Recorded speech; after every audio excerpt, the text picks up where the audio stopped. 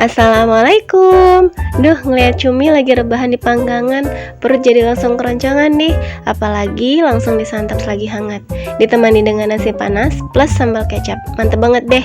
Langsung aja yuk lihat resep cumi panggang madu ini. Mudah banget dan siap panggang kapan aja.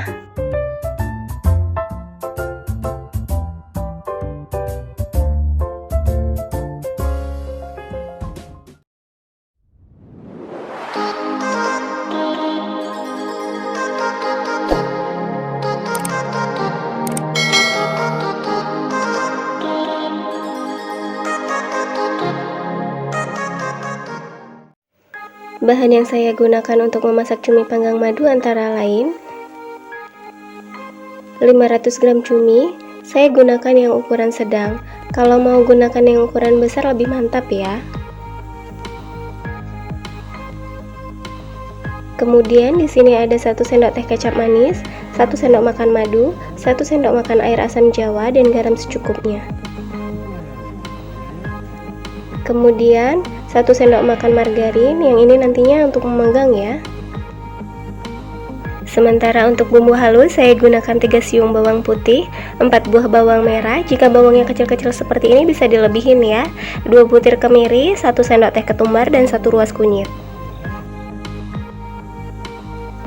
Langkah pertama, bersihkan cumi, cuci bersih, kemudian kerat-kerat bagian tengahnya. Usahakan jangan sampai putus ya. Langkah selanjutnya, lumuri cumi dengan bumbu halus. Ini bumbu halus yang tadi ya, yang terdiri dari bawang putih, bawang merah, kemiri, ketumbar, dan kunyit. Tambahkan garam secukupnya, sesuaikan selera masing-masing aja. Di sini ada madu, 1 sendok makan. Kemudian tambahkan kecap manis, 1 sendok teh. Biar warnanya cantik nanti ya. Dan ini terakhir air asam jawa, disesuaikan aja. Kemudian aduk rata.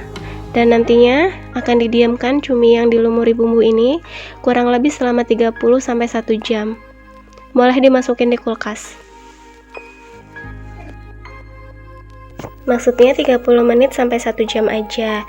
Namun jika untuk buat besok, kira-kira cuminya masih banyak, masih bisa ya untuk buat besok.